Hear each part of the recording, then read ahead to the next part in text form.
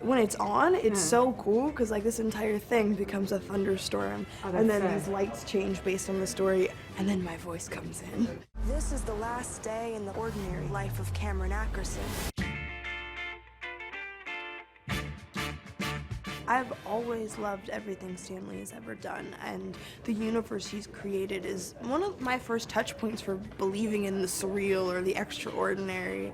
And to be able to bring some of his work to life and as an audiobook is so cool, because that's how I grew up. I grew up listening to audiobooks, and so I felt like it was like almost the perfect, I couldn't ask for a better foray into the world he's created. When I tell you, like, I am obsessed with radio shows, you know, like Dragnet, X-1, Johnny Dollar, my favorite insurance investigator.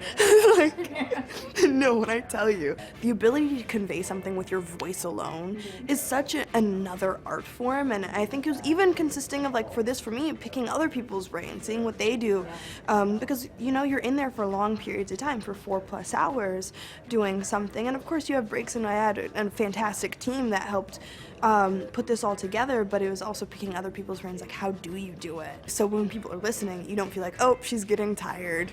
You can tell this is the end of her session. You want it to feel like an immersive experience, and you never want anything that you do to snap people out of that world.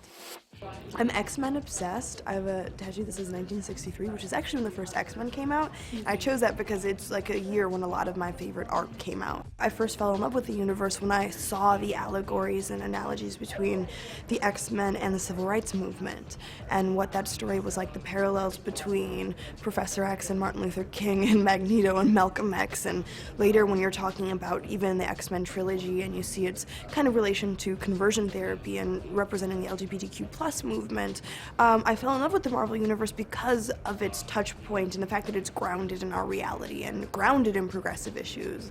Or even seeing Black Panther, like, that is one of the most inspiring movies to me, to see people, like, to see my community as superheroes.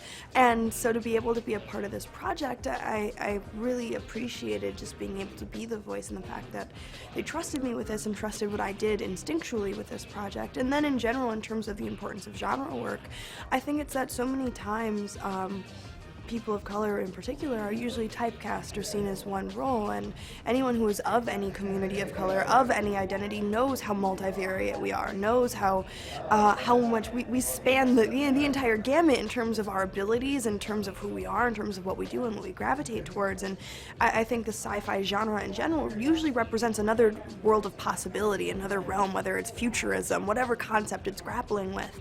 And it's important to have brown people centered in that too. It's important to be able to see ourselves in those worlds. When you think of what a superhero represents to people, and you think about what it means if some people aren't deemed ever as being able to be a superhero, deemed as not worthy of being deemed as not worthy of being celebrated on that kind of scale, there's, I think, so many larger implications to that. They want to destroy our world. And they're the good guys. On a larger scale, I wanted to make sure that my voice didn't distract from the story, as well as make the story anticlimactic by not bringing life to it. So I knew that kind of careful balance of not wanting to be too much but not wanting to bring too little, that you aren't as engaged or immersed in the story. So I tried to find that balance of feeling consistent throughout the narration, and then trying to bring something extra to each character's voice. Strong female character.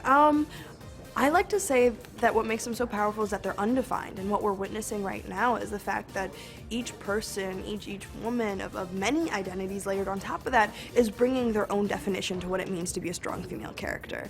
And if anything, that has been so powerful to witness that there is no one way to be strong, there is no one way to embody being empowered, being confident, and if anything, being able to witness the kind of variety of emotions, from being vulnerable publicly to being that person that kicks down doors, is really epic, because what we know of ourselves to be true is that we go through that every day, and we don't always exist as one type of person, and that's constantly evolving based on our situation. So to see that being brought to the screen by so many incredible actors in their completely own, like, personal way has been amazing to watch as an audience member.